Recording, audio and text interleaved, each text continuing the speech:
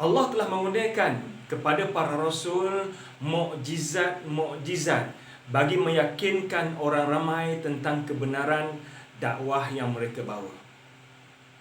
Beberapa mukjizat ini Allah jelaskan dalam Al-Quran. Seperti mana apa yang Allah jelaskan dalam surah Al-Baqarah ayat 92, Allah SWT menjelaskan, walaqad ja'akum Musa bil bayyinat, sungguhnya Nabi Musa telah datang pada kamu wahai Bani Israel dengan membawa bayyinat, yakni mukjizat-mukjizat. Walaqad arsalna rusulan min qablika, wahai Rasulullah, kami telah pun utuskan pada sebelum kamu rasul-rasul. Wa atainahumul bayyinat, dan kami telah berikan kepada mereka mukjizat-mukjizat. Allah telah pun memberikan berbagai bentuk mukjizat kepada para anbiya sebelum Nabi Muhammad sallallahu alaihi wasallam sebagai bukti kebenaran dakwah yang mereka bawa, membantu mereka dalam medan dakwah, membantu mereka dalam medan dakwah. Antaranya contoh mukjizat Nabi Musa AS, tongkatnya yang telah boleh berubah menjadi ular yang memakan ular-ular yang dibuat daripada yang dilakukan ataupun dibuat oleh ahli sihir Fir'aun. Tongkatnya boleh membelah laut, laut boleh terbelah dua, tangannya bersinar-sinar apabila dikeluarkan bersakunya. Mukjizat Nabi Isa AS yang boleh menghidupkan orang yang mati, boleh menyembuhkan orang sakit sopak, boleh bercakap sewaktu masih dalam buaian lagi. Dan Nabi Isa AS boleh mengepal tanah liat, lalu dilemparkan, ia terbang menjadi burung yang bernyawa. Mukjizat ini terhenti dengan kewafatan Nabi tersebut. Sebab itulah tuan-tuan sekalian, sekiranya tuan-tuan bertemu dengan tongkat Nabi Musa AS, sekiranya wujud lagi lah tongkat Nabi Musa AS, tongkat itu kita tidak boleh gunakan untuk membelah laut, sebab ialah mukjizat Nabi Musa AS. Tongkat itu tidak boleh kita tukar menjadi ular untuk memakan ular-ular yang ada, sebab mukjizat Nabi Musa terhenti dengan wafatnya Nabi Musa AS. Demikianlah seluruh para anbiya yang lain, mukjizat mereka terhenti dengan wafatnya para rasul tersebut. Demikian juga Nabi Muhammad sallallahu alaihi wasallam yang diutuskan oleh Allah SWT sebagai nabi terakhir. Allah juga berikan mukjizat kepada Nabi Muhammad sallallahu alaihi wasallam. Namun bezanya mukjizat Nabi Muhammad ada dua, ya, iaitu mukjizat hissi dan mukjizat maknawi. Mukjizat hissi dan mukjizat maknawi. Mukjizat hissi ini adalah sama dengan mukjizat-mukjizat yang Allah berikan kepada para anbiya sebelum Nabi Muhammad sallallahu alaihi wasallam, di mana mukjizat ini akan terhenti dengan wafatnya Rasulullah SAW. Tuan boleh perhatikan kat sini. Mukjizat para rasul, mukjizat hissi yang Allah berikan kepada para anbiya dan juga pada Nabi Muhammad sallallahu alaihi wasallam. Antara mukjizat hissi Nabi Muhammad sallallahu alaihi wasallam ialah makanan yang sedikit yang disediakan oleh Jabir sewaktu peperangan ataupun para sahabat bersama dengan Rasulullah membina parit dalam peperangan Khandaq. Makanan yang cukup hanya beberapa orang, tetapi Rasulullah jemput semua para sahabat yang berjumlah 1000 orang dapat memakan makanan yang dimasak oleh Jabir dan isterinya hanya untuk beberapa orang sahaja, tapi cukup dimakan 1000 orang.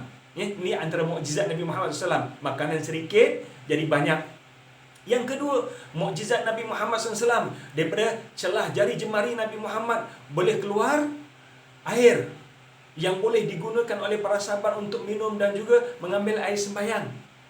Mukjizat Nabi Muhammad yang lain, daging boleh berkata-kata ketika mana orang cuba untuk membunuh Nabi Muhammad SAW dengan diberikan makanan beracun, daging boleh bagi tahu Nabi Muhammad dalamnya ada racun. Namun demikian, mukjizat ini terhenti dengan wafatnya Rasulullah sallallahu alaihi wasallam. Tuan-tuan sekalian, selepas Nabi Muhammad sallallahu alaihi wasallam tidak ada lagi nabi yang diutuskan. Dan beban dakwah ini diberikan oleh Allah SWT kepada umat Islam untuk memikul dakwah ini.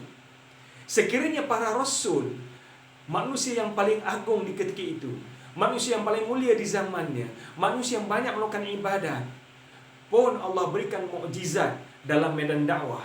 Kita manusia yang penuh dengan dosa, yang penuh dengan noda, orang yang banyak kelemahan dan kekurangan, orang yang kurang beramal. apabila Allah berikan tanggungjawab untuk menyampaikan dakwah kepada orang ramai, lebih aula, lebih utama untuk mendapat mukjizat. Lantaran itu Allah SWT menjadikan mukjizat yang kedua, mukjizat maknawi Nabi Muhammad SAW ini boleh diwariskan kepada umatnya. Sebab itulah kita satu-satunya umat di dunia ini yang mendapat warisan mukjizat daripada Rasul, iaitu umat Nabi Muhammad SAW. Apakah mukjizat maknawi ini? Iaitu mukjizat Al-Quranul Karim. Al-Quran adalah mukjizat, di mana mukjizat Al-Quran ini terus disingkap daripada semasa ke semasa.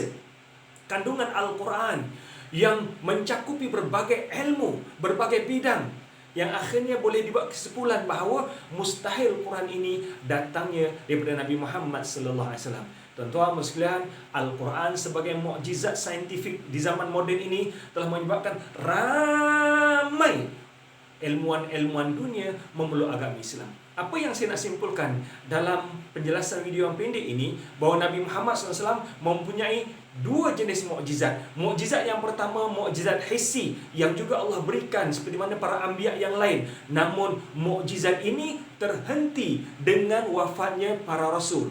Mukjizat ini juga terhenti dengan wafatnya Rasulullah SAW. Namun demikian, Allah yang memberikan tanggungjawab manusia untuk menyampaikan dakwah ini kepada orang ramai. Allah Maha mengetahui kita amat memerlukan mukjizat. Jadi Allah menjadikan mukjizat Nabi yang kedua, iaitu mukjizat maknawi yang boleh diwariskan kepada umatnya, iaitu mukjizat Al-Quranul Karim dan mukjizat hadis Nabi Muhammad sallallahu alaihi wasallam. Dan fakta-fakta yang wujud dalam zaman moden ini telah membongkar beberapa rahsia yang telah disebutkan oleh Al-Quran 1400 tahun yang lalu, yang telah disebutkan oleh hadis Nabi Muhammad 1400 tahun yang lalu. Bagaimanakah fakta-fakta ini yang telah disebutkan 1400 tahun yang lalu, sedangkan para ilmuwan dunia hanya menemui di abad moden ini? Inilah yang membuktikan bahawa Al-Quran adalah merupakan mukjizat. Dan banyak video-video yang tuan-tuan boleh tonton daripada video yang saya upload di sini, beberapa mukjizat saintifik Al-Quranul Karim dan juga mukjizat hadis Nabi Muhammad sallallahu alaihi wasallam. Apa yang saya nak sampaikan ialah dua perkara di sini. Mukjizat hissi Nabi Muhammad SAW terhenti dengan wafatnya Nabi Muhammad SAW.